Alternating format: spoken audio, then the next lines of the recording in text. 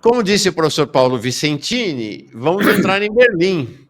Então, a conversa hoje é uma conversa especial deste 8 de maio, que marca. Essa foto nem é de 8 de maio, essa foto acho que é de 2 de maio, né, um pouquinho antes. Mas 2 de maio marca a queda de Berlim, ou a libertação de Berlim pelo Exército Vermelho. E amanhã tem a celebração com o epicentro em Moscou, na Rússia, do Dia da Vitória. Né? Então, 12 presidentes lá, entre eles está Lula, está Petro, está Xi Jinping, Maduro está lá, Maduro recebido com um tapete vermelho, assim, uma deferência toda especial do Putin desde ontem lá.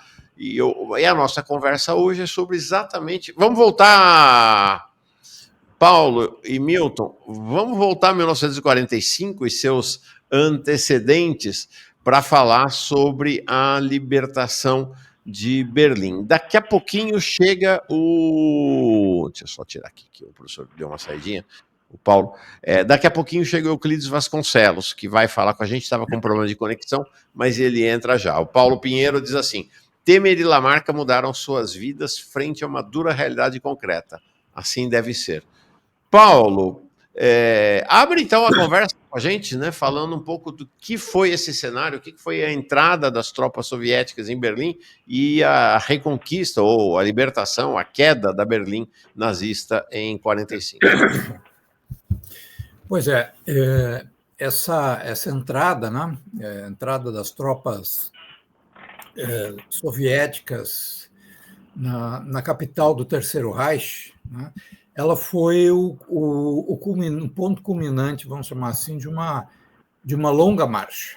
Né, de uma longa marcha, porque a Segunda Guerra Mundial, ela começou muito antes, não apenas em 1939, mas ela começou antes disso. Ela começou no contexto da crise da Grande Depressão, que criou muitos protestos sociais e gerou a reação de movimentos e partidos que se tornaram governos de caráter nazista, tá? naquele período.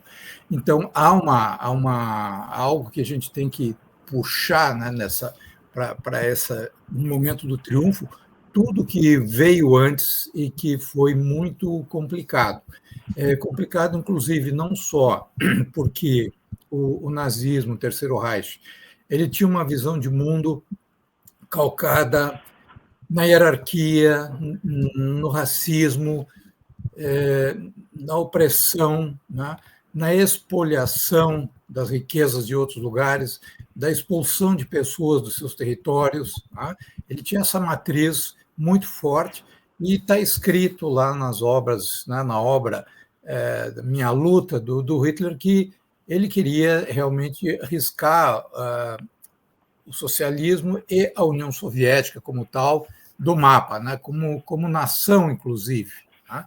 Então, vamos dizer assim, essa era uma guerra anunciada anteriormente. Tá? Mas o que se obtém hoje também, muita informação, é como que as outras forças, os países democrático-liberais, qual foi a atitude deles com relação a isso. Tá? Então, vamos dizer assim, essas forças receberam muito um sinal verde para poder fazer uma expansão. Só lembrando que o Hitler ele fez as primeiras expansões, ele preparou tudo sem praticamente parar nenhum tiro, tá? Como a anexação da Áustria, da Tchecoslováquia, tá? A remilitarização da Alemanha, não teve nenhuma reação, todos aqueles itens dos tratados de Versalhes foram sendo rasgados um por um, tá? E preparar uma máquina de guerra fantástica. Tá? Então, havia uma série de questões que são muito importantes, até porque se o nazismo tinha um regime que não era bem visto pelas democracias liberais, né? Não era bem visto por várias razões, né? pela ameaça que podia representar daí para os outros países, né? Mas havia um lado que a gente esquece, é que o nazismo ele era um regime de um país capitalista. Tá? Então, isso é muito importante, às vezes se esquece por que havia uma espécie de conivência e até apoio discreto de alguns governos ou de alguns grupos políticos no Ocidente liberal que achava que a Alemanha poderia ter um papel positivo, avançando sobre o leste europeu e destruindo a União Soviética. Então, esses são dados muito interessantes. E quero lembrar um episódio assim, para puxar exatamente para a tomada de Berlim, que foi a tomada a Reichstag. Mostrou aí a foto. Né? É uma coisa simbólica, porque esse prédio havia sido incendiado logo depois que o Hitler assumiu o poder, era o parlamento, e ele usou isso como pretexto, acusando um comunista holandês de ter feito isso. Ele fechou os partidos políticos, e legalizou, e acabou com as atividades parlamentares. Então, esse prédio ele ficou meio abandonado durante esse período. Mas um dado interessante é que, quando o prédio foi cercado, e foi efetivamente tomado, o Hitler já estava morto. E, mesmo assim, a luta do Terceiro Reich continuou.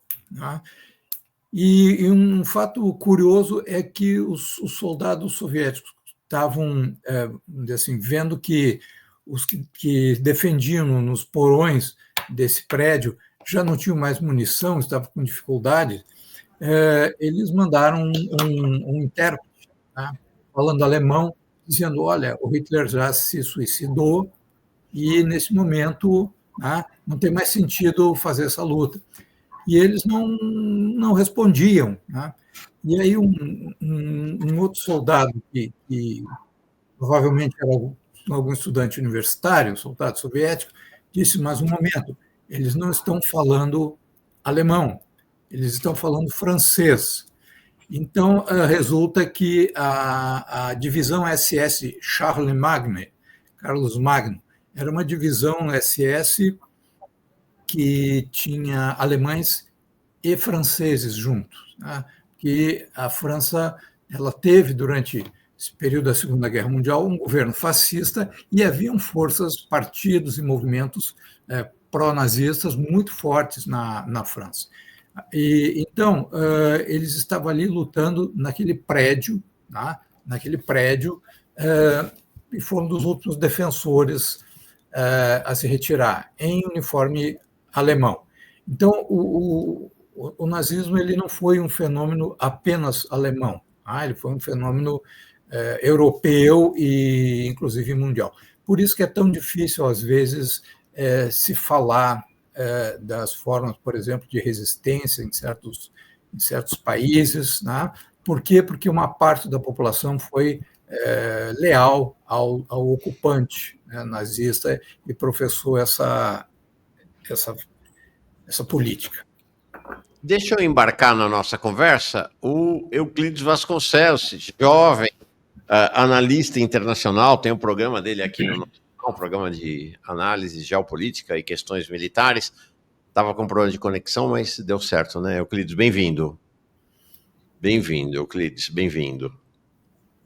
Bom dia, Mauro. Bom dia, Paulo, Milton. Obrigado, estava acompanhando aqui nos bastidores o debate. Legal. Mestre Milton, é verdade que em 1945 você devia estar jogando bola no Rio de Janeiro, tá certo? Era um menino. Nasceu em 39, se eu não estou enganado. 38. 38. Estava jogando bola ainda no Rio, mas nos anos 70, exilado, você foi morar lá na União Soviética, né? Você morou em Moscou, não foi isso?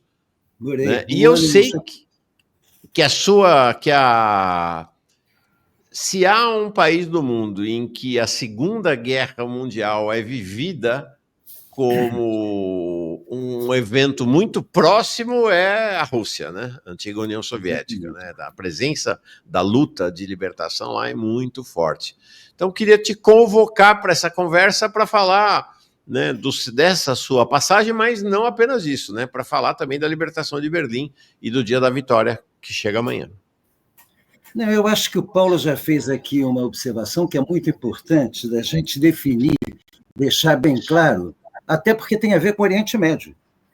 Não sei se o Euclides vai concordar comigo depois, mas, por exemplo, eu acho que o povo palestino foi transformado em réu de um processo do Holocausto do qual ele não tem nada a ver.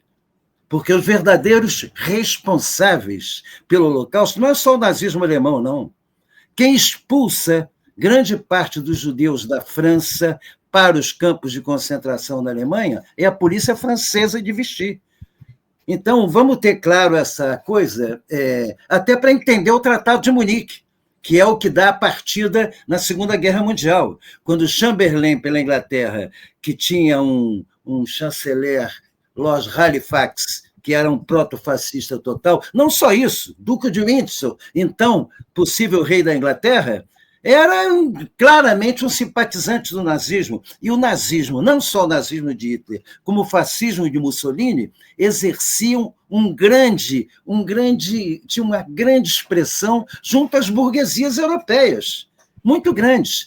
Junto a esse fascínio pelo nazismo e o fascismo mussoliniano, por conta dos êxitos econômicos e da mobilização das massas para o apoio, isso indiscutivelmente teve um peso muito grande na geração de um anticomunismo fortíssimo contra, enfim, o Tratado de Munique é evidentemente uma operação que visava fazer com que Hitler voltasse a sua atenção expansionista para o leste da Europa. Se Hitler fosse para o leste da Europa atacar a União Soviética e não tivesse estabelecido a sua lógica antissemita, não sei se haveria na Europa Ocidental alguma resistência a ele, objetivamente. Eu fico me perguntando. E eu queria lembrar uma coisa concreta. O anticomunismo prevaleceu tanto nesse período de Segunda Guerra Mundial que ele teve um peso fundamental no ano da vitória. Maio de 1945 é um ponto central de dois polos opostos.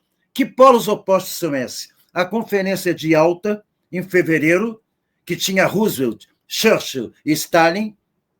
De Gaulle não participou porque Roosevelt não quis a participação de Gaulle. Achava De Gaulle muito autoritário, tinha muita preocupação com ele chefiar um futuro governo da França. Ou seja, o fato dele ter lutado contra o nazismo, para o Roosevelt, não tirava dele a imagem de colonialista, imperialista, que Roosevelt começava a descartar até por conta do expansionismo e dos interesses do imperialismo americano, que tinha todo o interesse na decomposição dos imperialismos e colonialismos ingleses e franceses até para ocupar o mercado. Então, em Yalta, havia um espírito que foi contraposto pelo que ocorreu em Potsdam, em julho, de fevereiro a julho. Roosevelt morre, Churchill perde as eleições e ascendem Truman pelos Estados Unidos e Attlee. Attlee era um trabalhista, mas não tinha expressão nenhuma perto de Churchill e mais, estava envolvido com as crises econômicas brutal da Inglaterra, não teve uma participação efetiva. Truman sim teve. E Truman traz para a Conferência de Potsdam todo o espírito conservador reacionário da mediocridade política do meio-oeste americano que ele representava. A tragédia para o mundo começa com Roosevelt naquela eleição de 1944, em que ele entra no quarto mandato. Ele substitui o vice que ele tinha, Henry Wallace, que era um progressista. Para ganhar a eleição, ele já estava muito degradado fisicamente, não tinha como se empenhar numa campanha de maneira muito grande. Então, para não ter que defender aquele vice de esquerda que ele tinha e que seria seu sucessor natural, ele pega um político medíocre, coloca como vice para não ter problema na Convenção Democrática. E esse vice nunca teve encontros pessoais com Roosevelt durante todo o ano de 45. Ele chega em Potsdam unicamente mobilizado pelo que havia de, digamos assim, do nascente complexo industrial militar, que saía riquíssimo da Segunda Guerra Mundial, já com a perspectiva da Guerra Fria. Tem um livro interessante, eu tenho até ele aqui comigo, que não tem edição em português, não sei se dá para ver bem. Eu acho que dá, sim. Sim. De Yalta a Potsdam. Qual é o subtítulo? Das ilusões à Guerra Fria. Ou seja, entre Yalta e Potsdam, o mundo muda. Esse mundo muda tem a ver até com a esquerda, porque a prevalecer o espírito de Yalta, de fevereiro, de convivência, porque Roosevelt pretendia uma convivência com Stalin. Aliás, tinha, o que irritava Churchill profundamente. Churchill tinha ciúmes da relação de Roosevelt com Stalin, porque Roosevelt tinha uma consciência real do seguinte: não quero guerra, eu estou preocupado em fazer o nascimento da Organização das Nações Unidas e criar um clima de paz permanente. Vamos arranjar uma forma de convivência com o regime comunista da União Soviética. E Stalin, por sua vez, também tinha interesse nisso, porque Stalin terminava a guerra em condições opostas aos Estados Unidos. Os Estados Unidos perderam 250 mil homens na guerra e, internamente, não só não tiveram nenhuma destruição, como tiveram uma possibilidade de desenvolvimento industrial brutal, um salto qualitativo na sua riqueza, inclusive, durante a guerra. A Rússia, não. A Rússia perdeu cerca de 30 milhões de habitantes, teve toda a sua parte da Europa destruída, foi transportada para a Sibéria, foi transportado para a Sibéria o seu parque industrial, porque aquela parte toda tinha que ser reconstruída. Então, eram dois países que saíam da guerra por razões opostas, com o mesmo interesse da convivência. E nesse interesse da convivência, não é o que ocorre com Truman. O Truman tem claro o seguinte: o que acontecia? Por conta daquela contraofensiva do Hitler na reta final, que imprensa os americanos, o pessoal que tinha desembarcado na Normandia, que marchava para Berlim, ele breca aquilo nas Ardenas, inclusive com êxito. Como é que se resolve? Se resolve pela ofensiva soviética marchando aceleradamente, e Churchill começa a se preocupar que essa ofensiva soviética ia chegar à Turquia, a Grécia, e os Balcãs, e a Inglaterra ia perder, porque a Grécia era protetorada da Inglaterra naquela ocasião, ia perder sua influência. Então, Churchill tinha uma preocupação belicista no pós-guerra, já que veio a redundar, inclusive, em ele ser o autor do aquele conceito de cortina de ferro, a necessidade de criar uma cortina de ferro contra o avanço comunista. Porque é preciso entender isso. No fim da Segunda Guerra Mundial, eu quero te lembrar, eu com 7 anos de idade estava na Avenida Rio Branco com meu avô, vendo a chegada da Força Expedicionária Brasileira, que desfilava ali pelo centro da cidade, voltando da Itália. Então, em 1945, objetivamente, o prestígio soviético era imenso. Porque, vamos ter claro, quase 3/4 partes do equipamento bélico alemão estava na frente oriental, estava na União Soviética. O que estava aqui no Ocidente era a parte minoritária. Então, objetivamente, essas duas conferências com sentidos opostos têm, a meu ver, e eu fico por aqui nessa primeira intervenção, inclusive com o que veio acontecer com a esquerda depois. Porque o meu sentimento é que, se prevalece o espírito de Yalta, na França e na Itália ocorreriam revoluções semelhantes a que ocorreram na Iugoslávia e que deixaram de ocorrer por conta do aspecto defensivo que Stalin assumiu, principalmente pelo fato do atraso da União Soviética em relação aos Estados Unidos na questão da bomba atômica. Porque a Rússia só veio a ter bomba atômica em 1949. Então, nesse período, evidentemente, Stalin entra numa defensiva de garantia das suas fronteiras e não quer nenhum reboliço na Europa Ocidental. Com o quê? Togliatti na Itália e secretário-geral do Partido Comunista Italiano, e Maurice Thorez, na França, vão para Barra, nem pensar em revolução, desarmam aquilo que era o único partido organizado no fim da guerra, tanto na Itália quanto na França, que era o Partido Comunista. Vamos lembrar uma coisa, parece até em filme, De Gaulle teve que convencer Eisenhower não ia passar por Paris. As tropas que entraram na Normandia não iam passar por Paris. De Gaulle convence, quase que obriga Eisenhower a passar por Paris, porque se os americanos não passassem por Paris, a revolta, a libertação de Paris ia gerar uma nova comuna, porque a única força organizada dentro de Paris era o Partido Comunista. Então, essa morte de Roosevelt tem muito a ver, pela sucessão, com o que veio acontecer, lamentavelmente, de ruim na segunda parte do pós-8 de maio de 45, naquele ano glorioso.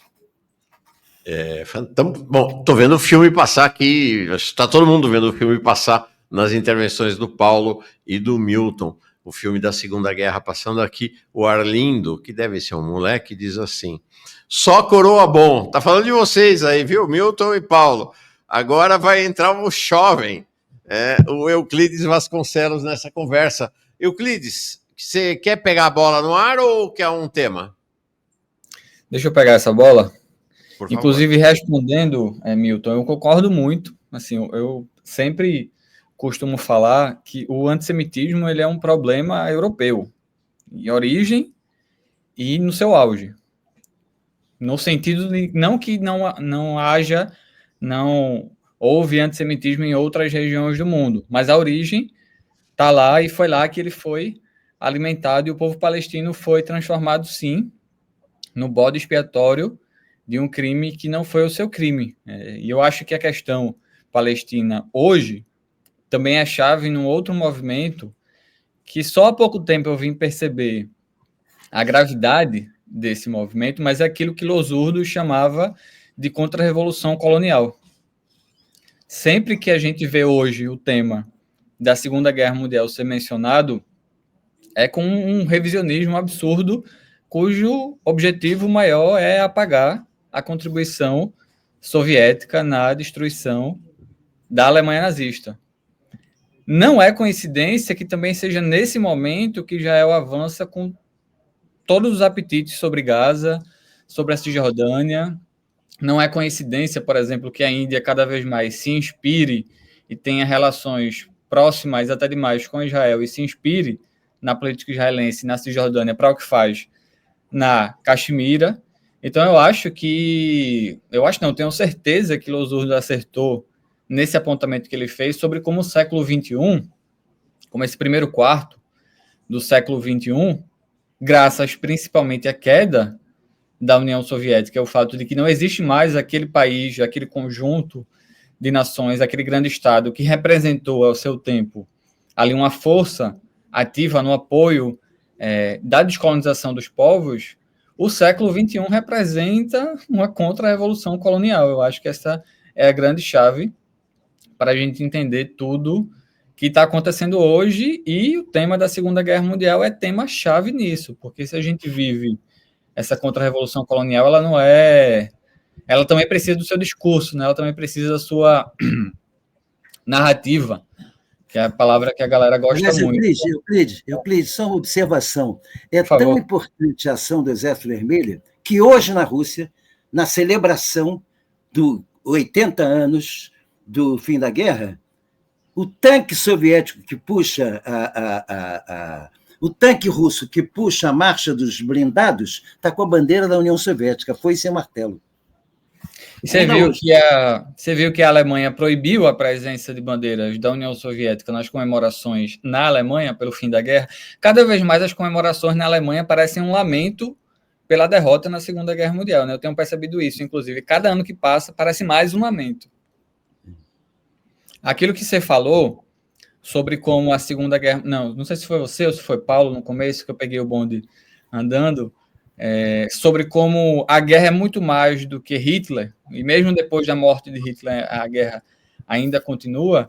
É útil para a gente pensar hoje também essa forma aparentemente contraditória, talvez um pouco culpada na forma como a Alemanha olha para a Segunda Guerra Mundial. Se por muito tempo foi usada como exemplo de país que lidava com o seu passado para poder não repeti-lo, a gente vê cada vez mais que talvez não seja bem assim, né? Talvez, apesar de os setores liberais hoje dominantes na Alemanha, na política alemã, até mesmo na esquerda, não reivindicarem, né, ou condenarem abertamente o nazismo, talvez ali no cerne, no coração da galera, ainda doa um pouco a derrota nacional do projeto pan-germanista da Alemanha nazista. Então é isso, eu acho que esse século XXI, apesar de estar terminando seu primeiro quarto de século agora, ainda tem muita coisa, tem muita água para passar por baixo dessa ponte, e eu acho que as perspectivas não são boas, né? Porque cada vez mais a gente vê que o poder colonial, o imperialismo, não tem mais nenhum freio, não tem mais ninguém do outro lado. Aliás, é importante registrar que a social-democracia alemã, como em 1914, está votando junto com a direita parafascista alemã os créditos para o aumento dos gastos militares e a redução dos gastos sociais, a dita social-democracia. Paulo, Sim. Você escreveu um livro, A Vitória, que tem como subtítulo Como a União Soviética salvou a civilização do capitalismo totalitário. Porque o que acontece, isso a partir desse processo que o Milton descreveu para nós, ali a partir de 45, a gente tem uma secção do mundo, efetivamente, o Ocidente se insulando, né, no Ocidente capitalista, e aí, a partir daí, uma releitura que a força hegemônica do imperialismo, os Estados Unidos, vão nos enfiando goela abaixo, né? A ponto de gerações de gente no Ocidente achar que os Estados Unidos é que venceram a Segunda Guerra, né? Que os Estados Unidos é que decidiram, assistindo os filmes de guerra americanos e toda aquela conversaiada. Mas o teu livro traz uma outra questão, né? Que é o papel crucial do Stalin, que entrou entrou em queda livre, né, ao longo das últimas décadas, e começa o papel dele a ser novamente revalorizado, recuperado. Como é que foi como é que o Stalin teve um papel crucial em salvar o mundo da debacle nazista? Bom, pois me foi encomendado, né, sugerido esse livreto, né, da vincelivros.com.br, é um livreto sobre a participação, o papel da União Soviética na derrota do Terceiro Reich e do nazismo. A oportunidade não é só pela efeméride de 80 anos, mas pelo que está acontecendo.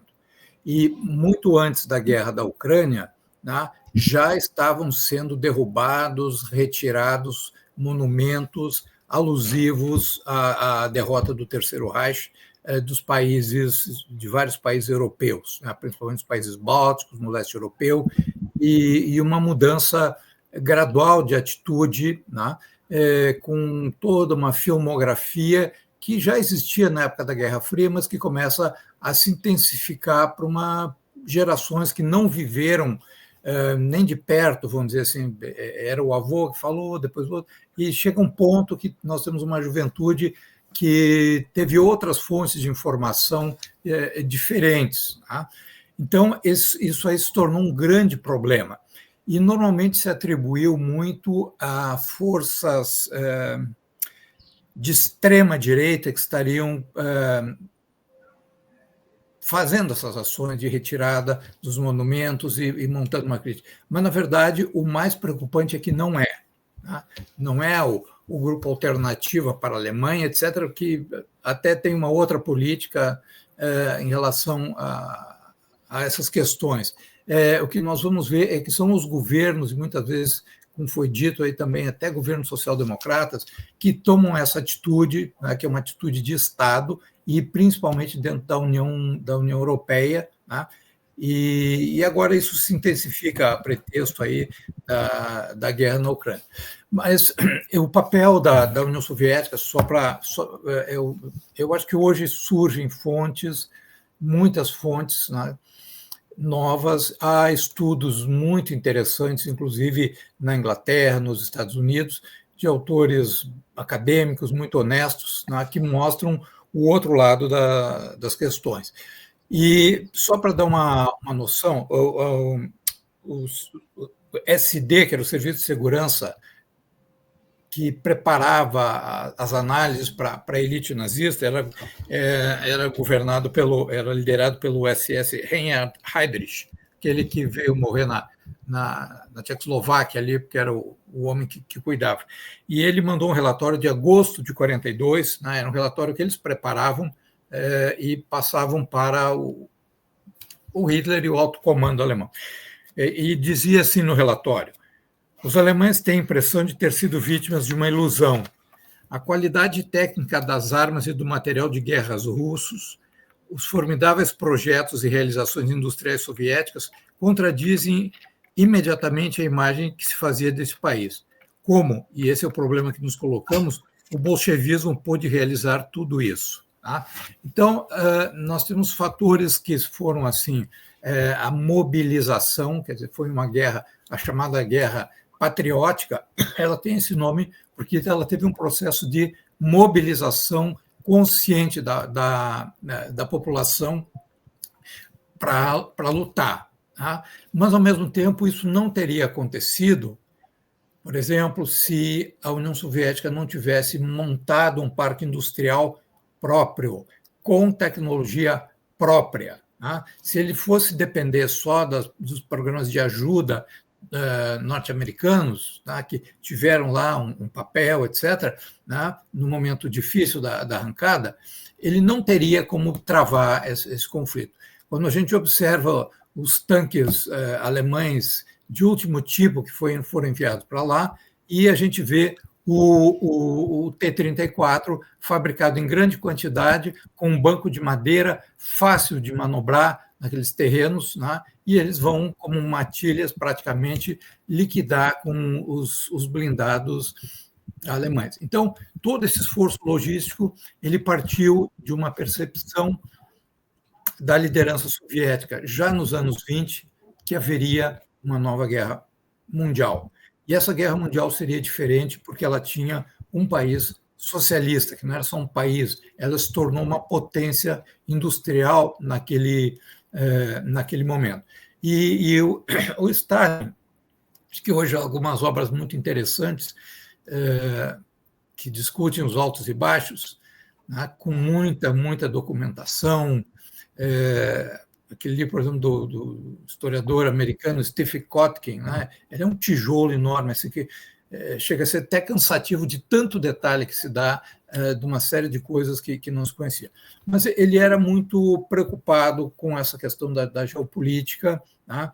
E ele pressentia nos ataques japoneses, desde 1931, que haveria guerra. Tá? Inclusive, quando falam de tropas siberianas que teriam surgido para defender Moscou, tá? É uma coisa engraçada, porque seria como se invadissem fossem tentar tomar São Paulo ou Brasília e viessem maciças tropas amazônicas. Ora, a população da Sibéria é uma população muito rarefeita. Tá?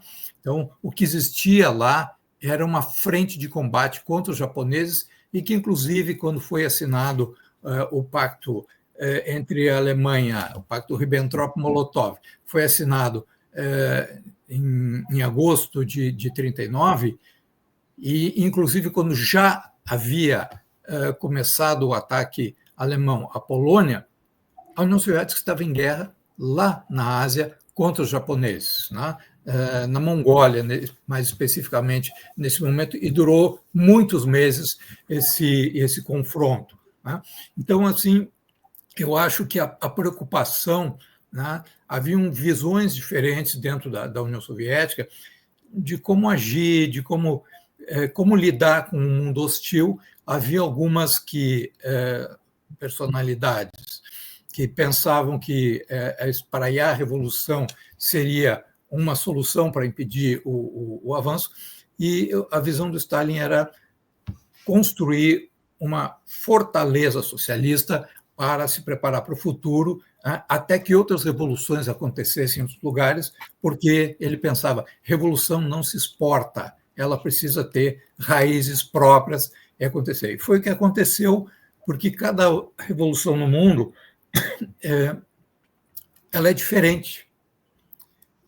O sistema cria anticorpos para resistir àquela revolução última que aconteceu. Então, as novas, elas são totalmente diferentes no seu modus operandi, vamos dizer, na sua eclosão, na composição de forças sociais que ocorrem. Ela tem que amadurecer nos países. Então, o papel da União Soviética, assim, para falar, terminando aqui, não quero monopolizar a palavra, o que eu tento mostrar é que havia um problema geopolítico, tanto para aqueles que não gostavam do nazismo, como até para aqueles que achavam que o nazismo tinha um papel positivo de destruir esse Estado, que é aquelas lições de geopolítica. Se a Alemanha e também o Japão atuassem simultaneamente, eles conquistariam um espaço terrestre imenso. E as grandes potências liberais, o Império Britânico e os Estados Unidos, eles eram potências navais. Tá? Eles controlavam os mares e esses países eles não têm a tradição de ter um exército de lutar casa em casa. Tá? Eles vão ter que montar, os Estados Unidos vão ter que montar um exército, né? Vai bombardear muitas cidades, mas vejam as perdas, né? de 27 milhões de soviéticos para 300 mil americanos. Isso que eles lutaram nas duas frentes. E o exército montado pelo Terceiro Reich, que era um exército também pan-europeu, porque haviam tropas italianas, húngaras, romenas, finlandesas, né?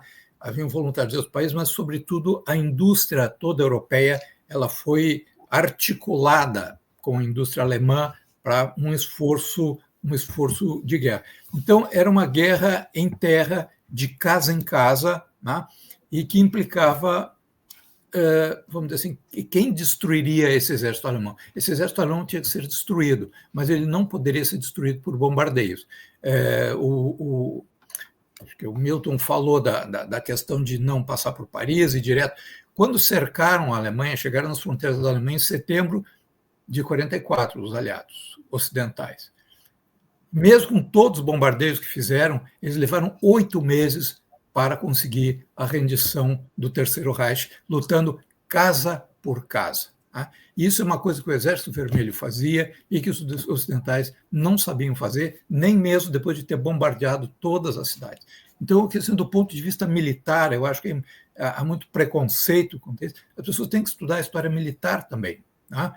E estudar de uma perspectiva crítica e mostrar como é que se ganha, tá? Como é que se... Então, a contribuição soviética ela foi decisiva porque era o país que poderia derrotar, destruir a máquina de guerra alemã, tá? E que fez e pagou um preço altíssimo. E o último, porque a guerra ainda não terminou, né? Tomamos Berlim agora, mas ainda tem o Japão. E o Japão não vai se render por causa das bombas atômicas. O Japão já tinha sido destruído em março de 1945. Os americanos haviam destruído quase 90% de Tóquio só com bombas incendiárias. Então, o que fez...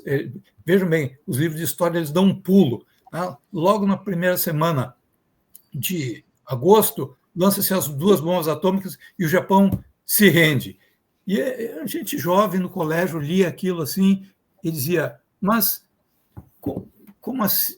Como demorou, né? Só o dia 2 de setembro que foi assinado a rendição. Porque aconteceu uma outra guerra ali. A União Soviética entrou em guerra contra o Japão e as forças japonesas principais, com recursos, mais ou menos 1 milhão de soldados, né? Longe, protegidos dos bombardeios americanos, estava na Manchúria. Então, a invasão soviética, nos primeiros 10 dias, ela cercou e destruiu muitas dessas unidades, e foi só aí que o imperador pensou em entrar em campo e fazer a rendição. E mesmo assim, uma parte do exército quase que dá um golpe de Estado naqueles últimos dias da guerra, porque quer continuar lutando. Tá? Mas o que fez a decisão japonesa se render não foi a bomba atômica, porque eles nem sabiam direito o que era aquilo. Né? A gravidade dos danos causados, entre outras coisas, foi porque eles não sabiam como lidar com aquilo e não tinham ideia. Pensaram que era uma super bomba, mas não sabiam exatamente do que se tratava. Tá? Então, o papel foi decisivo, sim, e nas duas frentes, que essa frente japonesa também não é muito comentada, e eu aconselho que aproveitem, né, para ilustrar a falta de memória histórica que existe no país e no mundo. Mais tarde, quando chegar essa época, aí, em agosto, para falar da bomba atômica e falar dessa rendição, onde o papel soviético foi fundamental também. Mauro, você me permite colocar um problema a partir da fala do Paulo? Claro. E o Cris, acho que também tem muito a dizer sobre isso. É o seguinte: tem um dado importante a discutir no pós-guerra. Por exemplo, Stalin sai da Segunda Guerra Mundial, no fim da Segunda, ele tinha um prestígio mundial, ele foi capa do Time como homem do ano. E para você ter ideia, o Truman era tão pequeno diante dele que, para fazer o lançamento da ideia da cortina de ferro, Truman, não tinha panache para ir para o Congresso e propor essa abertura de Guerra Fria. O Truman convoca o Churchill, que tinha perdido a eleição, mas tinha uma imagem icônica no mundo muito forte, para ir ao Congresso americano, onde ele faz o discurso sobre a cortina de ferro. Agora, do outro lado, qual é o problema que eu vejo criticável em Stalin no pós-guerra?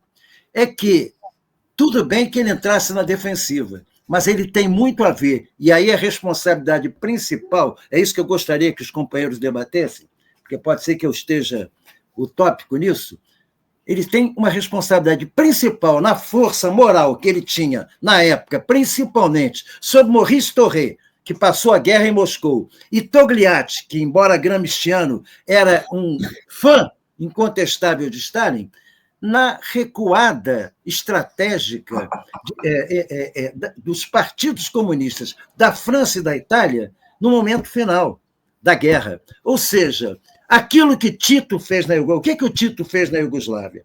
O Tito, na Iugoslávia, não aceitou aquilo que era pressão e era acordo de Stalin com Churchill, que era a composição do governo com o monarca que havia sido deposto e estava exilado em Londres. Esse monarca voltaria e faria um governo de composição segundo o acordo feito de Stalin com Churchill. O Tito disse: lamento, a minha luta de libertação nacional vai trazer junto a Revolução Socialista. Não vou abrir mão dela. Na França e na Itália, havia condições semelhantes para isso, tanto que o episódio de De Gaulle em Paris. E, no entanto, são os próprios secretários do Partido Comunista que recuam para fazer uma composição com os governos burgueses que estavam com seus partidos desorganizados, totalmente degradados, inclusive desmoralizados pela participação e certa colaboração, tanto com o nazismo na França quanto com o fascismo na Itália. Os comunistas se compõem, entregam os governos para De Gasperi e De Gaulle, e 2 anos depois terminam varridos. É preciso lembrar que Thoré brecava greves para não atrapalhar a recomposição econômica da França no pós-guerra. Não queria greve contra os patrões. Então, objetivamente, o papel de Stalin, importante na derrota do nazismo, até onde ele não teria sido, por questões nacionais, prejudiciais para o próprio avanço da Revolução na Europa Ocidental. Legal. Euclides, eu sei que você é um especialista em Stalin, né? Você estuda muito Stalin, então queria olhar para essa questão que o Milton fala, mas se você puder anexar também, juntar o pré-final da guerra, né? O papel do Stalin ali na guerra, que eu sei que é um tema recorrente nos seus estudos. Então, falar do Stalin durante a guerra e o pós-guerra também, né?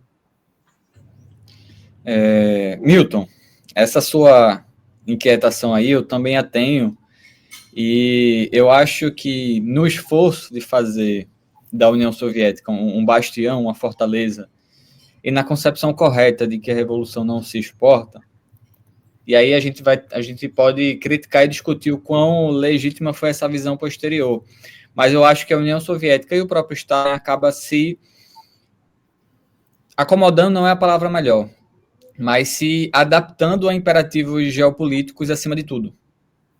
E eu digo que a gente pode criticar e desenvolver o quão legítima e correta foi essa posição, porque eu fico me imaginando naquele momento, naquele país, e imaginando o que deveria ser estar à frente daquele país num momento em que tinha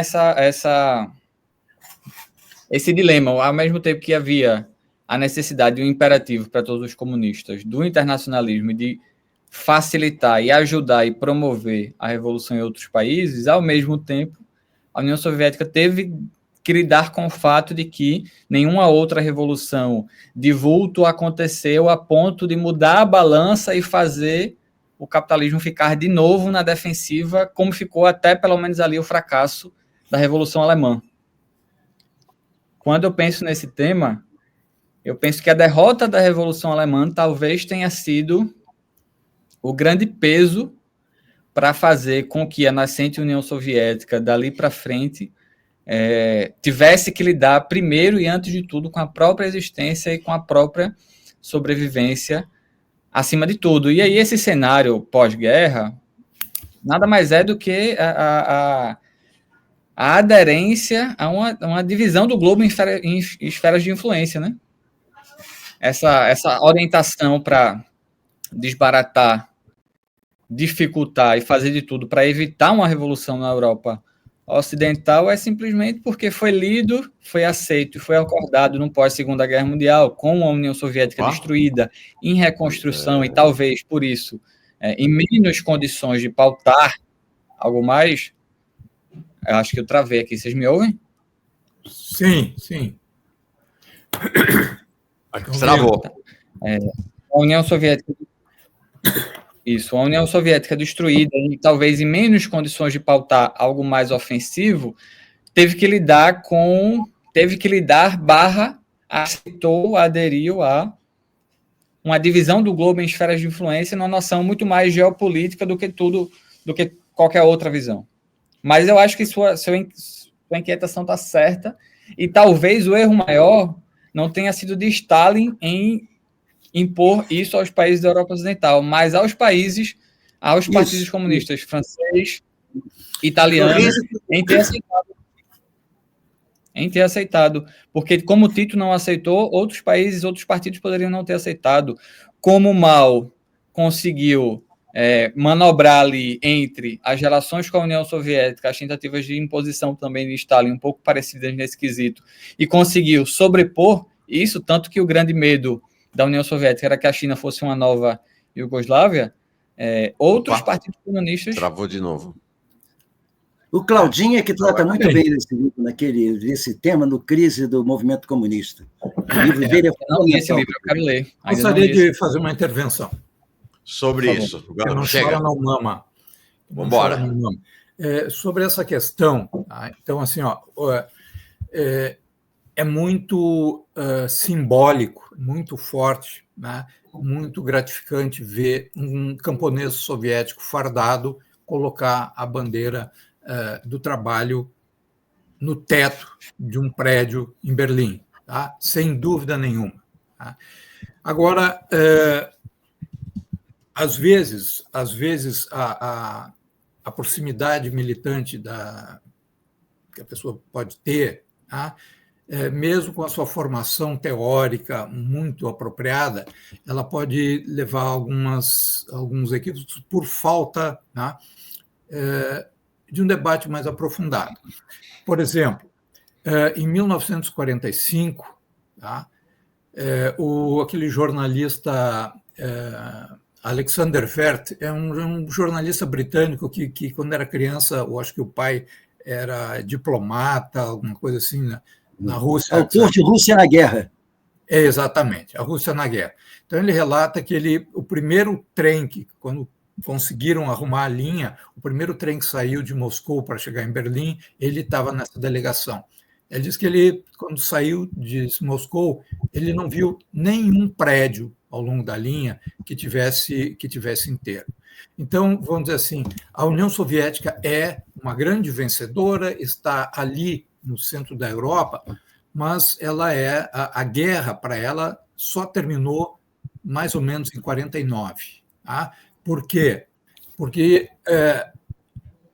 essas pessoas que hoje são glorificadas na Ucrânia como líderes nacionalistas eram colaboradores do Terceiro Reich, como Bandera e outros, tá? E eles tinham a UPA, que era o exército insurgente ucraniano, que eram as milícias que lutaram supletivamente junto com a Wehrmacht, fazendo trabalho sujo de ir nas aldeias, procurar judeus, procurar comunistas e coisas assim, e os matavam friamente. Quando o Exército Vermelho avançou, muitos desses ficaram atrás das linhas soviéticas e fizeram guerrilha. Houve guerrilha no oeste da Ucrânia, tá, que foi uma região que só foi sovietizada durante 39 e 41 e que já caiu sob domínio alemão logo em seguida. Tá? Houve na Polônia, né, uma guerrilha conservadora. Tá? A gente esquece que as forças conservadoras de direita também têm esses movimentos insurgentes, tá? E nos países bálticos, exatamente esses que hoje negam, inclusive, o direito de cidadania a pessoas que viveram a sua vida inteira, nasceram ali, mas só não são etnicamente dos países bálticos. E a União Europeia tolera isso e não diz absolutamente nada. Tá? E são os primeiros que estão removendo esses monumentos. Então, quando a gente pula para trás e vai na história ver qual foi a reação deles, tá? A gente começa a perceber, porque também foram um país onde houve muito apoio à invasão nazista. Tá? E esse é um ponto, vamos dizer assim. Tem um segundo ponto, que foi a desmobilização do exército, do gigantesco Exército Vermelho, que já passou a fronteira, já se chamava Exército Soviético, não mais Vermelho. Essas pessoas começaram a ser desmobilizadas porque era necessário reconstruir o país demograficamente e economicamente. E o número de homens jovens que morreram, a proporção era astronômica. Então, eles começaram a ser desmobilizados. Mas o caos que a guerra gerou era de tal ordem que não havia uma estrutura pronta. Quer dizer, aqui, muitas vezes, é curioso, mas até mesmo quem simpatiza acaba comprando um pouco a visão ocidental de que lá existia um país ditatorial todo-poderoso. Pelo contrário, para fazer a guerra ser uma guerra popular, né, o Stalin ele afrouxou os mecanismos que ele tinha criado nos anos 30 para que outras forças, como a igreja e outros, pudessem mobilizar a população, inclusive os antigos prisioneiros foram. Então, vamos dizer assim, essa situação de excepcionalidade, mais o contato com os países ocidentais, levou com que depois da guerra não tivesse uma máquina, até porque os quadros mais combativos, os quadros melhor treinados, eles morreram na guerra. Então, tinha uma carência de quadros imensa. E quando essas pessoas voltavam, muitas vezes a cidade onde elas não existia mais, ela tinha sido destruída, né? O cara não tinha mais família. Então, se formaram bandos de soldados, às vezes, que a polícia tiroteava com eles, né? Porque havia assim, fome, havia fome até o início dos anos 50. Né? Estava tudo destruído. Então, não foi assim, os nazistas foram embora, todos foram felizes. Não, aí começou um processo muito grande. Então, a capacidade... E mais outro ponto, a bomba atômica. Tá? E acho que o Milton tocou muito bem ali, que é de Yalta. Yalta aconteceu num mundo e Potsdam já aconteceu num outro mundo. Tá? Então, o uso da bomba atômica, obviamente, se sabe que não foi para fazer o Japão se render, foi para demarcar esferas de influência, tá? E mostrar que o sistema mundial que surgia, a União Soviética poderia existir como Estado, mas ela teria limitações maiores. E nem no leste europeu, esses países do leste europeu, não era a proposta do Stalin torná-los socialistas. A ideia era chamada democracia popular. Ele queria um colchão protetor onde forças de esquerda tivessem influência junto àqueles governos e que esses governos estivessem amarrados a acordos diplomáticos que não repetisse o que aconteceu em 1939, porque foram abrindo as portas para o Hitler chegar na fronteira da União Soviética, e que a própria Alemanha, pelo que fora decidido em Yalta, ela deveria pagar indenização de guerra que a União Soviética precisava desesperadamente. Então, esses partidos ocidentais, né, eu acho que talvez um lugar que poderia ter acontecido... A indenização de guerra não foi paga. A indenização de guerra não foi paga. Houve apenas a transferência das indústrias, mas o... já vamos chegar nessa coisa aí, que tem um alemão que escreveu um livro muito polêmico, que é a Alemanha Oriental, a filha não desejada de Stalin. Vale a pena ler. Ele está se incomodando muito lá também. Até atualmente, inclusive, usar a verdade científica pode dar processo. Né? Tudo dá processo. Então, essa situação, né, nesses países, vejam bem, assim como tinha na Grande Paris, existia um movimento organizado dos Franc-Tireur partisans, né, os militantes de esquerda, havia uma guerrilha uma organização política muito forte na mão do de Gaulle, né? Ou seja, dos franceses, chamados franceses livres, e havia os colaboradores de Vichy. E essas forças convergiriam imediatamente. E, obviamente, vocês sabem que esses dirigentes de partidos, eles iam a Moscou conversar. E o que foi dito a eles é o seguinte: a situação que nós estamos é tão desesperadora que vocês não podem esperar nenhum tipo de ajuda nossa. Ou seja, nós não vamos ter como dar comida, nós não vamos ter como dar armas e nós não vamos ter como entrar militarmente ali. Né? Por quê? Porque os aliados estavam entrando. Itália, poxa, se desenvolveu a Itália é uma bandeira tricolor. Né? Mas não esqueça o seguinte, né?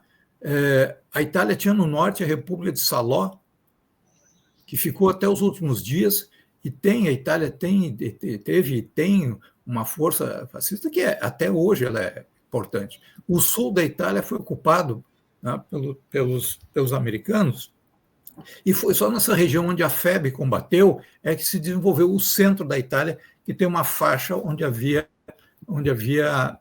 guerrilhas. Então, assim, o colapso do Terceiro Reich, ele puxou, tem toda razão, ele puxou essas direitas para... criou um mal-estar, mas que já, sob Truman, já havia claramente e a Inglaterra com Churchill, uma ideia de resgatar essas forças que seriam úteis. Inclusive, tem o Churchill criou uma tal de operação unthinkable, impensável, pediu um estudo para o Exército para poupar as forças alemãs, rearmá-las e continuar, naquele momento, a guerra contra a União Soviética. Por quê? Porque sabiam o grau de debilidade em que ela se encontrava. Tá? Então, as coisas descarrilharam em função da Guerra Fria, mas não havia um projeto de divisão do mundo, pelo menos da parte da União Soviética. Tá? Então, essa situação é uma situação que precisa ser estudada e mostrada. Tá? Nesse trabalhinho que eu fiz, eu faço comentários sobre isso, indico algumas bibliografias que são mais acessíveis aqui para o público brasileiro, onde mostram as dificuldades que o país tinha. E se tinha alguma coisa que a liderança soviética não fazia, era ser aventureira. Tá? Então, ou seja, as janelas de oportunidade ali existiam. Tá? Eles tiveram uma profundidade estratégica para fazer a revolução na Rússia, mas os pobres dos gregos não podiam fazer isso porque os ingleses desembarcavam em qualquer lugar e estavam a poucos quilômetros dos locais. Então, vamos dizer assim, não houve chance. Houve sim na Iugoslávia e na Albânia. Isso aí já é outra história. Vou registrar que o Ulisses Francisco chegou aqui como novo membro e registrar também minha indelicadeza inconsciente eu achei que o Euclides estava parando, estava congelando para todo mundo, mas depois descobriu, o pessoal do chat, inclusive, me avisou que era só para mim. Então, acabei interrompendo você quando, na verdade, estava todo mundo te escutando, Euclides. Desculpa. Então, Mas te devolvo. para mim, vocês estavam dando uma travada também. Então, eu acho que talvez para outras pessoas rolou uma picotada aí. Então, queria voltar para você e aí, na sequência, Milton retoma também. Eu acho que esse ponto do quão, no pós-guerra, imperativos de ordem geopolítica se sobrepuseram a qualquer imperativo de princípio, por assim dizer, é um debate bem interessante para a gente pensar, inclusive, o mundo hoje, né? Para pensar, inclusive, os limites ou a existência ou não de um internacionalismo por parte de um país como a China, e por aí vai. Mas eu acho, apesar de, é claro, guardar todas as devidas proporções das diferenças de contexto, né? Sobre a pergunta que você tinha feito, Mauro, eu organizei, nos últimos 4 anos, eu estava trabalhando num projeto, que era um projeto ambicioso, que a gente teve que reorganizar um pouco a coisa para fazer ele sair, que era, meu plano de início era publicar ao mesmo tempo, organizar 2 volumes e publicar ao mesmo tempo os escritos militares de Stalin e os escritos militares de Trotsky. Isso desde 2021, que eu estava nessa missão, com idas e vindas e por aí vai, né? Conseguimos uma seleção maravilhosa de textos e pronunciamentos e telegramas de Stalin, e quando eu tive que lidar com o material de Trotsky, aí que eu percebi que a situação ia ter que ser repensada, porque muita coisa existe, tanto na edição clássica lá dos escritos militares publicada ainda durante a vida de Trotsky, quanto outras compilações sobre o tema feitas posteriormente. E aí o que é que a gente decidiu, então? Nesse ano, que é o ano dos 80, o aniversário dos 80 anos do fim da guerra, a gente vai publicar os escritos e pronunciamentos militares de Stalin. Esse livro, em breve, a gente abre a pré-venda dele, essa capa belíssima que está aí na tela para vocês. Em breve a gente vai abrir a pré-venda. Eu recebi há poucos dias a primeira versão do livro diagramado para fazer algumas alterações e tal, então está muito perto do fim, e esse volume, com escritos do início da atividade revolucionária, passando pela Segunda Guerra, e pegando muita coisa da Guerra Fria também, muitos telegramas, muitas cartas, muitos discursos durante a guerra, ele vai ficar ali por volta das 650 páginas. É um calhamaço gigantesco, deu trabalho para fazer isso, mas eu acho que é um material que agora a gente vai ter em mãos, por exemplo, uma série de relatórios que o Comitê Central da União Soviética leu, que Stalin e sua equipe elaborou para o Comitê Central da União Soviética nos anos do pré-guerra, por exemplo, né? Se, diante de uma investigação mínima, não se sustenta a ideia de que Stalin não imaginava que a guerra viria, isso ainda é muito presente no discurso de muita gente mal intencionada e muita gente desinformada. Então, pela primeira vez, a gente vai ter aqui no Brasil muito material traduzido, que ainda não tinha chegado para o português, sobre esse tema, e material em primeira mão, né, discussões de Stalin no pré-guerra e no pós-guerra, para mostrar, inclusive, ali, as indas e vindas no alto comando soviético durante o conflito, e para tentar, inclusive, ou para ser uma arma para ajudar na batalha aí das ideias, no debate sobre o papel da União Soviética na Segunda Guerra. Então, a gente vai publicar esse ano esse livro, em breve a gente está abrindo a pré-venda. Publicamos em 2021 os escritos militares de Engels, né, e desde então a gente está nessa missão, e meus planos é que a gente consiga, no ano que vem, publicar os escritos militares de Trotsky. Infelizmente, não conseguimos fazer ao mesmo tempo, porque eu acho que seria, inclusive, para o marketing, muito bom publicar Stalin e Trotsky juntos, mas não conseguiu fazer. Vamos ver como é que a gente vai dividir, porque Trotsky tem material para dividir em vários livros, a gente vai fazer um trabalho editorial mais cuidadoso ainda, porque publicar um livro só seria sacrificar muita coisa, então a gente vai ver como publicar isso aos poucos, se divide por tema, por período cronológico, e por aí vai. Mas o mais importante nesse momento é que em breve a gente vai abrir a pré-venda dos escritos militares do Stalin, 650 páginas de material do Bigode falando sobre guerra.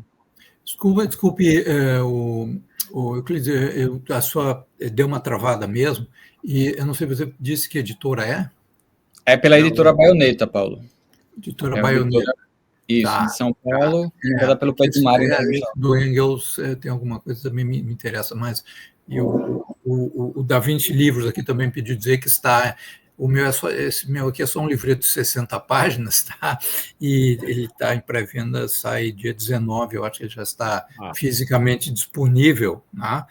E era isso, eu queria saber qual era a editora. Euclides, Oi. Vou pedir uma opinião tua e depois quero te ouvir, Milton, sobre isso, sobre um dos temas mais polêmicos, sobre o Stalin na Segunda Guerra. E aí imagino que essa documentação, alguma coisa inédita, inclusive, né, muita coisa inédita que você vai trazer à luz, pode lançar uma boa visão sobre o Pacto Molotov-Ribbentrop, né, que é o acordo Hitler-Stalin, que tem, né, até hoje gera muita polêmica. Queria te ouvir sobre isso e, na sequência, você, mestre Milton. Sou eu para falar? Não, primeiro o Euclides, depois você, e aí eu puxo o Paulo também. Fala.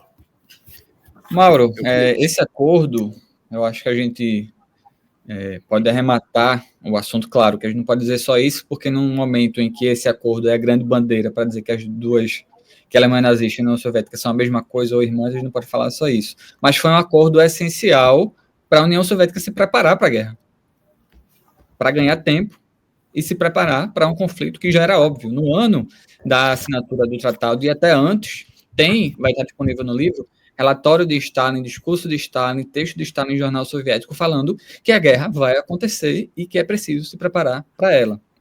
Então, o pacto entre a Alemanha e a União Soviética foi necessário e foi um balde de água fria nos comunistas do mundo inteiro.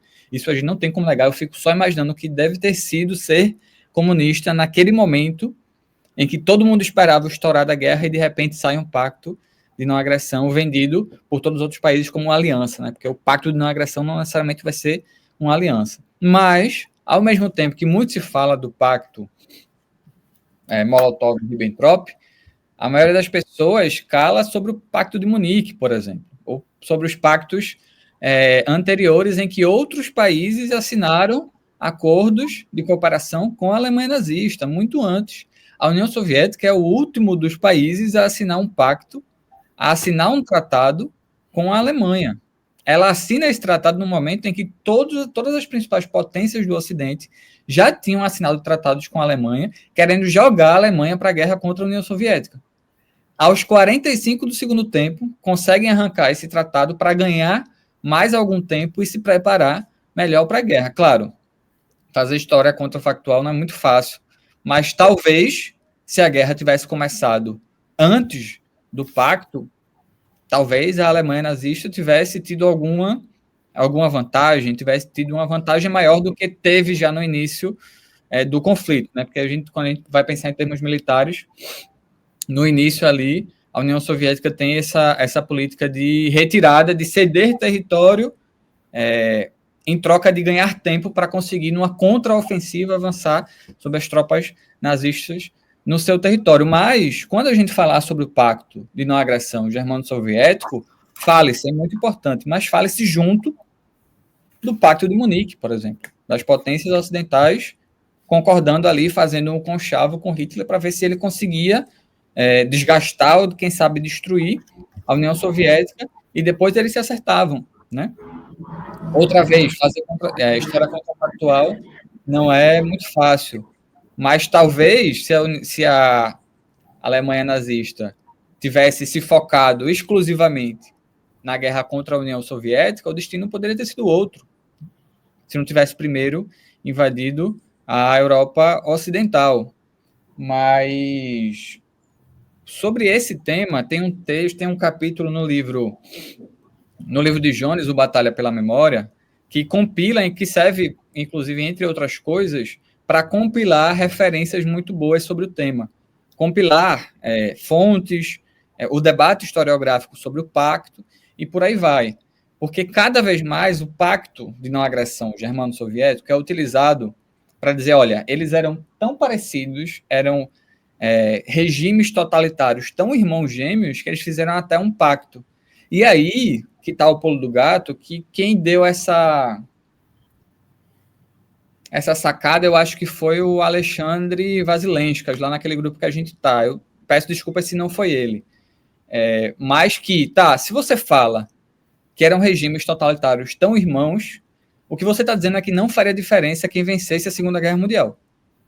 Se a União Soviética era a mesma coisa que a Alemanha nazista, ou era até pior para alguns, o que essas pessoas estão dizendo é que se a Alemanha nazista tivesse vencido a Segunda Guerra Mundial, estava tranquilo, estava de boa. E essa é a grande contradição que a gente tem que pegar também quando levantarem, porque o pacto de não agressão, ele sempre, vai ser sempre levantado como a grande bandeira para difamar ou para reescrever a história da Segunda Guerra. Sempre que ele for levantado, a gente levanta e fala junto assim, beleza, mas e aí esse pacto de Munique? Vamos ficar só no pacto de Munique? Não precisa falar sobre os pactos específicos de cada país com a Alemanha nazista. Vamos ficar no pacto de Munique, quando ali a Inglaterra e a França fizeram um conchavo com a Alemanha nazista antes do pacto de não agressão germano-soviético. E aí eu pergunto para você, quando alguém falar isso, vamos perguntar para ela se fazia diferença quem vencesse a Segunda Guerra Mundial, porque se essa teoria da ferradura, do totalitarismo, de que os dois eram monstros totalitários, tanto Hitler quanto Stalin, tanto a União Soviética quanto a Alemanha nazista, a conclusão lógica disso é dizer que se era uma luta entre iguais, tanto faz quem tivesse vencido na Segunda Guerra Mundial. É isso que essas pessoas estão querendo dizer,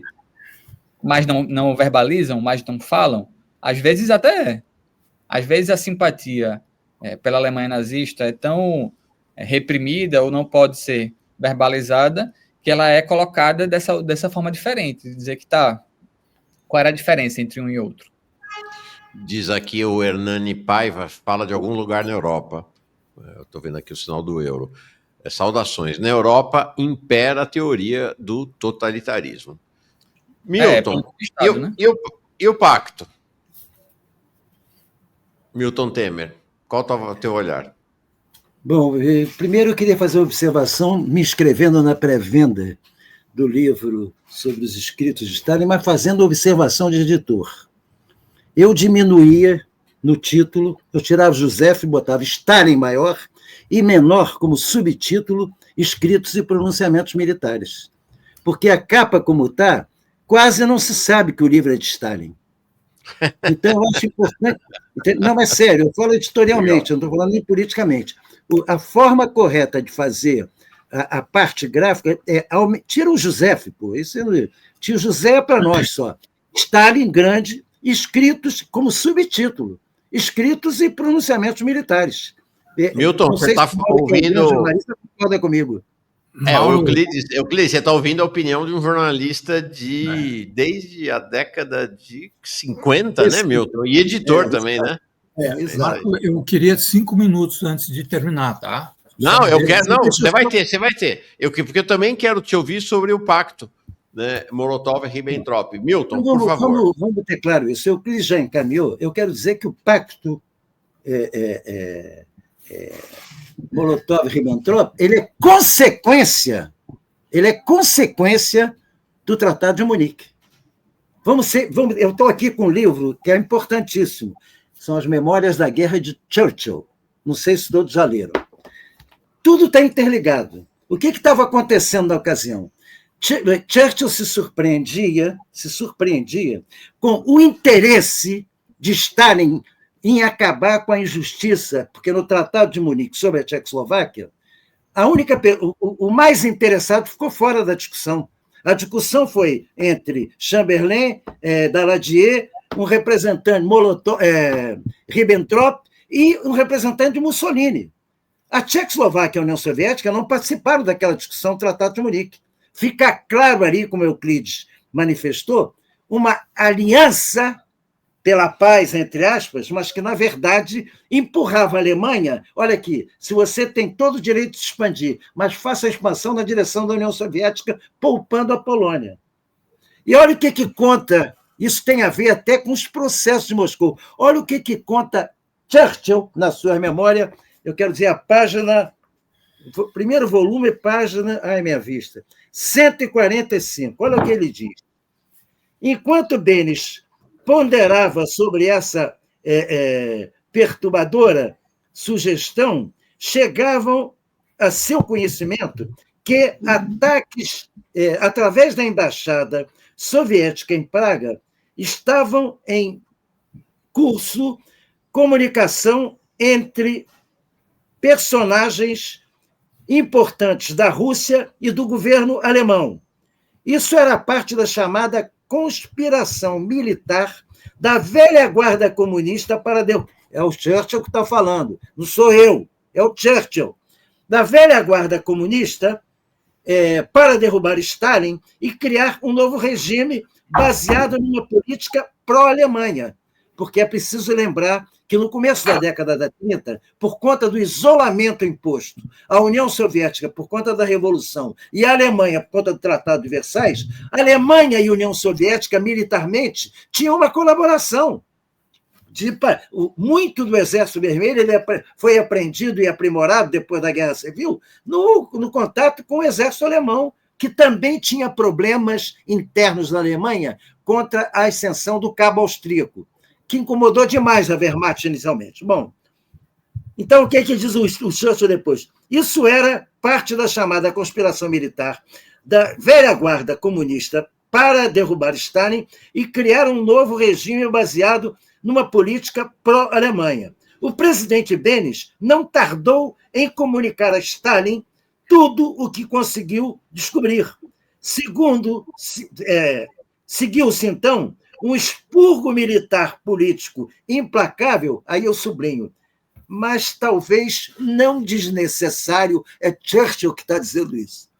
Desnecessário quando na Rússia soviética, bem como com a série de julgamentos de janeiro de 1937, com o qual Vyshinsky, o promotor público, desempenhou um papel magistral. Ou seja, por que Churchill lutou tanto por Benes? Porque Benes tinha prevenido Churchill em 1937 da conspiração que estava armada. Benes preveniu Stalin da conspiração que estava sendo armada contra ele. Por conta disso, Stalin passa a ter... Vocês querem discutir a Tchecoslováquia sem ter Benes nessa discussão? Resultado, sai aquele pacto com o vexame daquele papel abanado do Chamberlain chegando em Londres, agora temos a parte com o chanceler Hitler, está tudo acertado sobre a Europa Ocidental? Evidentemente, eu disse, espera aí, eu vou cuidar de mim. Se eles estão cuidando deles, como Euclides definiu muito bem, os pactos foram... Todos os pactos com a Alemanha, mais que isso, a França e a Inglaterra tiveram um pacto particular com Mussolini também, a parte antes. Eles tiveram acordo. Então, objetivamente, esse pacto de não agressão era necessário para a União Soviética exatamente pela perspectiva que a União Soviética tinha de que a guerra era inevitável e que era fundamental para a União Soviética resolver seu problema internamente, porque se dependesse dos aliados, entre aspas, ele só teria problema. E vamos ter clareza, o auxílio americano de equipamentos militares só chega na reta final do ataque soviético. Não tem nada a ver com a vitória sobre Stalingrado. Não tinha tanque americano em Stalingrado. O suprimento militar chega quando a União Soviética já estava na ofensiva. Bem-vindo, sem problema, mas não tem nada a ver. Foram os soviéticos, com sua tecnologia, como o próprio Paulo já tinha nos explicado inicialmente, T-34, tanque genial que destruiu aqueles Panzer, etc. Então, a própria União Soviética se resolveu internamente. Então, este pacto foi fundamental, primeiro, para a transferência de parque industrial da Europa Ocidental, da Rússia Ocidental para a Rússia Siberiana, e para a preparação daquilo que veio a ser a contraofensiva, porque, é bom lembrar, a Blitzkrieg chegou a 40 quilômetros de Moscou. É a partir daí que ela é rechaçada. Então, é fundamental considerar que este pacto nada mais foi do que uma resposta necessária que criou um... Agora, qual é o problema internamente? Então, já que a União Soviética fez um pacto de não agressão com a Alemanha, os partidos comunistas tinham que se neutralizar? Não. A resistência na França não tinha nada a ver com isso.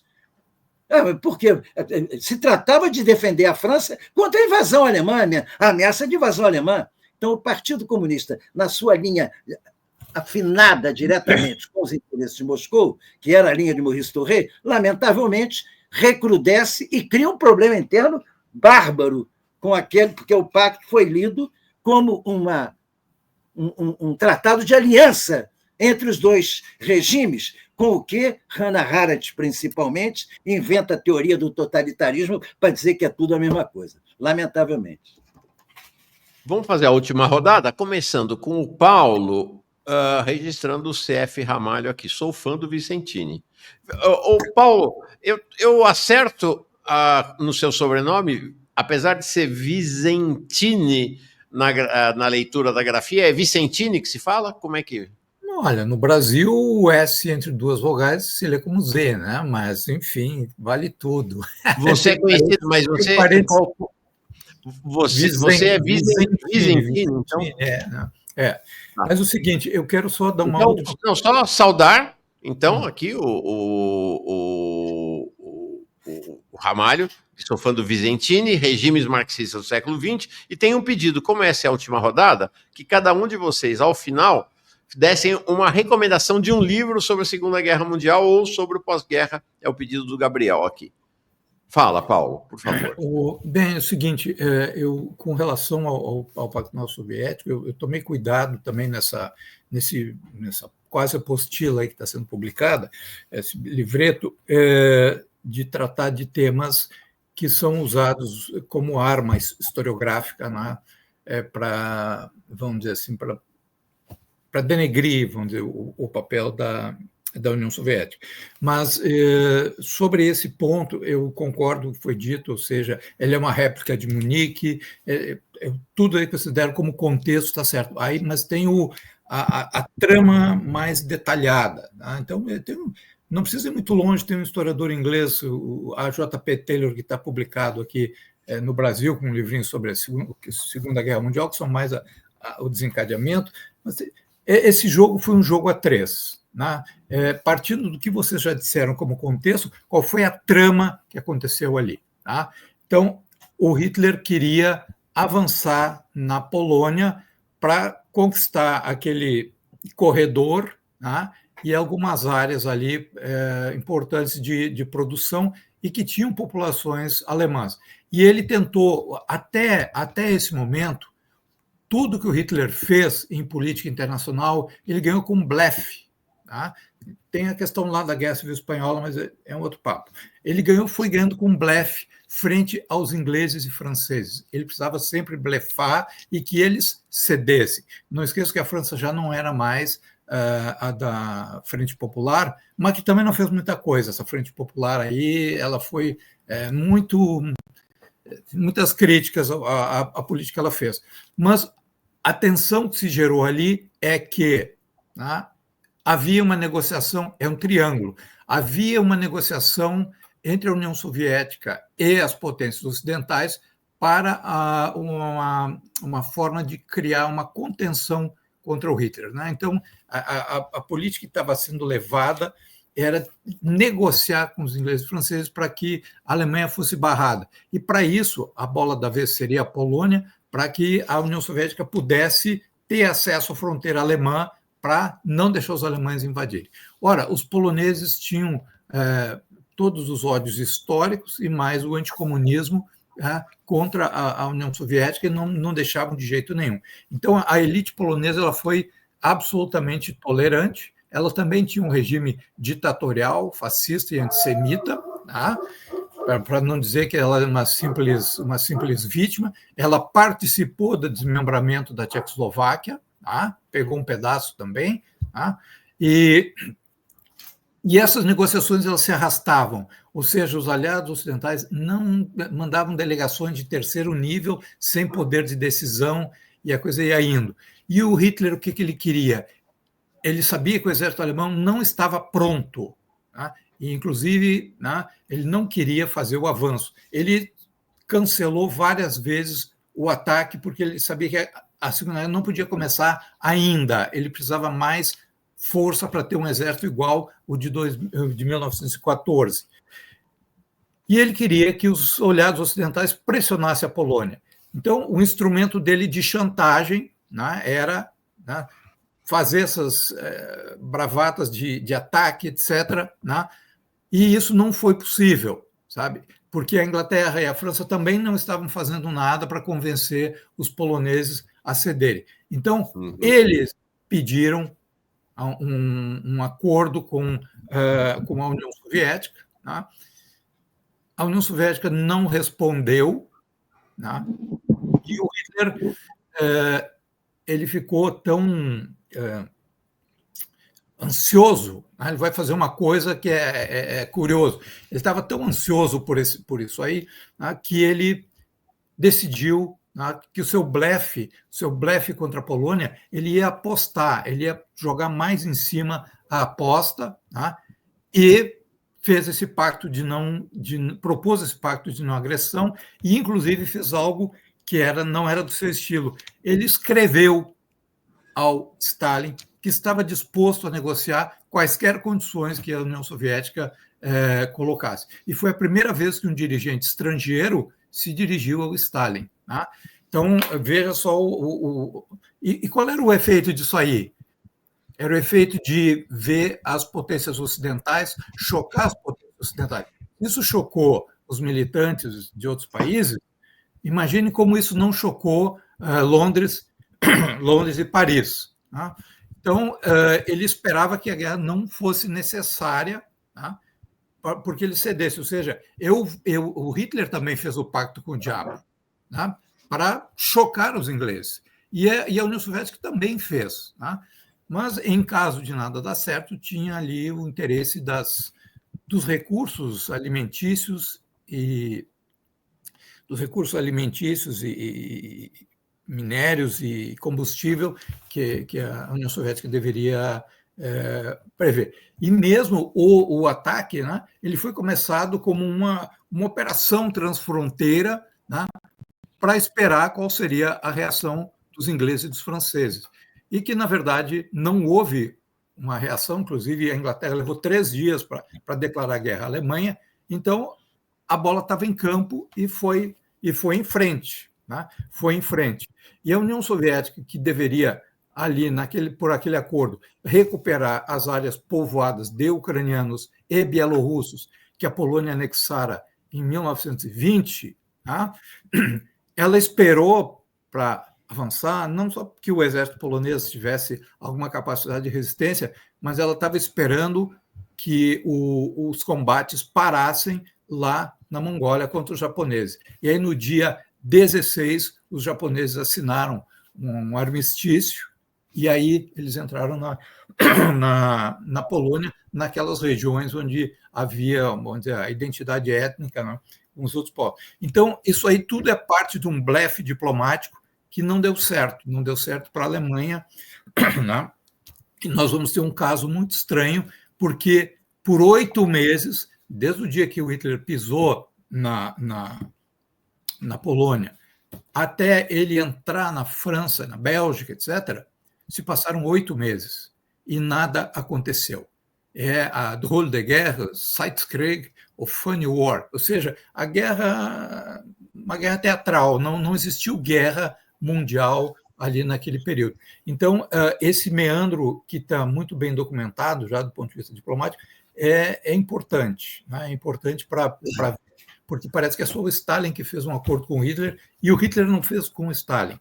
Né? O Milton lembrou muito bem assim, ó, o outro lado da questão, né? O que o outro lado fez. Então, ou seja, é uma invasão um blefe que não deu certo. Tá? E, dado adiantado da hora, eu já encerro por aqui, mas o que foi pedido uma dica de um livro? Uma dica de um livro, e que não é... Quer dizer, aqui no Rio Grande do Sul, né, quando a gente não está debaixo d'água, a gente está longe de tudo do país. Aí, né? Então, isso aqui é um livro que eu escrevi durante a pandemia, O Eixo e a URSS na Guerra Mundial. Tá? A editora foi editada pela universidade por uma editora chamada Leitura 21, em romano, Leitura XXI. Tá? Isso aqui tem venda, é baratíssimo, não é um livro muito complicado e dá mais detalhes sobre essa visão que eu trouxe aqui do modus operandi do Terceiro Reich de jogar com a conivência que tinha dos aliados ocidentais para ganhar o máximo possível para futuramente fazer uma guerra mundial. E que são blefes que não deram. O último blefe, que foi da Polônia, não deu certo. E parte desse blefe é o Pacto Nazi-Soviético, que tem que ser visto também porque a Alemanha foi ela que propôs. Por que ela fez? Legal. Eu agradeço a atenção e dizer que foi um grande prazer estar com os colegas aqui e vou ver como é que eu consigo também esses livros aí. Eu tenho alguns escritos militares do Engels, mas não são esparsos. Né? Muito obrigado. Obrigado. Seguimos juntos até o fim do programa, então. Euclides, vamos encerrar com o mestre Milton Temer. Tua palavra final e tua dica de livro. Não vale os escritos militares do Stalin. Eu já fiz a propaganda, né? Agradecer aí o convite, Mauro, agradecer o pessoal aí, um prazer estar aqui com vocês, um prazer ouvir, né? Aprendo muito também. Para recomendar uma leitura, eu recomendaria o capítulo sobre a Segunda Guerra Mundial no livro de Losurdo sobre Stalin, o História Crítica de uma Lenda Negra. Por que eu recomendo esse livro e esse capítulo? Porque nele tem um negócio maravilhoso que são trechos dos diários de Goebbels, o ministro lá da propaganda nazista, sobre a guerra. Goebbels registrava no diário tanto declarar, quanto pré-guerra, quanto declarar, quanto os primeiros momentos e tal. E é genial ver a comparação que o Losurdo faz entre os trechos de Goebbels falando da incursão nazista na França, por exemplo, com o início da guerra contra a União Soviética. Né? Tem um trecho, eu não vou lembrar de cabeça, mas tem um trecho que Goebbels fala assim, comparada com a invasão da União Soviética, a incursão da Alemanha na França foi um passeio no parque. É impressionante como os bolcheviques conseguiram mobilizar a capacidade de resistência dos povos dentro da União Soviética. Enfim, tem vários trechos do Diário do Goebbels nesse capítulo que seria muito bom se alguma editora publicasse esse diário aqui no Brasil. Acho que era uma fonte que a gente não tem acesso, mas que tem lá vários trechos extensos nesse capítulo sobre a Segunda Guerra Mundial no Stalin, História Crítica de uma Lenda Negra, que, salvo engano, está sendo reeditado agora pela Da Vinci também, né, Vicentini? Isso. Então é isso, agradecer o convite, fico à disposição. Esse ano vai ser um ano de vários debates sobre esse tema. Espero também que quando o livro sair, Os Escritos Militares, a gente consiga organizar eventos de lançamento aí pelo Brasil o máximo possível para levar esse debate para além do discurso raso e do discurso que hoje é política de Estado em vários países, de que a Alemanha e a União Soviética eram a mesma coisa, eram monstros totalitários, que Stalin e Hitler eram irmãos, eram amigos e por aí vai. Legal. Valeu, obrigado. Boas dicas. Mestre Milton Temer, sua vez, encerrando o nosso programa de hoje e também com a sua dica de livro. Bom, eu, antes de tudo, quero agradecer ao Euclides e ao Paulo esse debate muito rico para mim. Eu também aprendi muita coisa, detalhei, me lembrei de muita coisa por conta desse debate, e fundamentalmente agradecer a você, mestre Mauro, que com sua capacidade organizativa, jornalístico, político, honesto, não é isento, honesto de abrir espaços plurais. Então, eu vou direto, já está tudo dito pelos dois, o que eu não tenho nada a acrescentar, o que já foi dito no encerramento, até pela lembrança do livro do Losurdo, que o Euclides faz, e pelo livro que o Vicentini propôs, mas eu queria acrescentar 2 clássicos, para quem você quer conhecer a bibliografia. Um deles está em português, eu li durante o exílio, em francês, A Ascensão e Queda do Terceiro Reich. Esse livro é fundamental na narrativa, ele foi feito logo depois da guerra, mas ele é fundamental na narrativa porque eu não sei nem como é que ele conseguiu fazer isso tão próximo ainda do período histórico, né? Porque tem aquela história do Schoenlein, que não queria falar da Revolução Francesa, porque não havia distanciamento histórico ainda suficiente. Então, é um livro do William Shirer. O outro livro importante é A Rússia na Guerra, que foi citado aqui, do Alexandre Hertz. E, finalmente, eu citaria, para além da memória de Zhukov, que tudo isso está em português, o Hobsbawm, sobre a era dos extremos. Ele faz um histórico desse fundamental século XX, que o papel ele mostra fundamentalmente aquilo que começa a ser construído a partir do Tratado de Versalhes para chegar à Segunda Guerra Mundial. São livros fundamentais e eu somo a isso, porque eu tenho a impressão que é muito importante ler Os Inimigos. E eu coloco entre os inimigos 2 imperialistas colonialistas que tiveram um papel fundamental na guerra, eu quero ouvir a versão deles. É Memórias do Churchill, essa que eu já mostrei o primeiro volume, e a do De Gaulle, que são 2 leituras da burguesia mais reacionária sobre esse processo da Segunda Guerra Mundial. E fica por aqui o meu agradecimento, porque participar desse programa é sempre uma alegria e um momento de aprendizado. Grande abraço a vocês. Legal. E aos nossos seguidores. Vou fazer algo imprevisto. Milton, segura um pouquinho, fica aí mais um segundinho, por favor, deixa eu liberar o Paulo e o Euclides, que tem outros afazeres de atividade. Segura um pouquinho só, se puder. Euclides, obrigado. Professor Paulo Vicentini, que eu chamei de Vicentini equivocadamente o programa inteiro, muito obrigado, gostei demais. Estou à espera dos livros de ambos, né? Os 2, então, com livros aí esquentando no prelo, como se dizia no passado. Um abração, obrigado demais.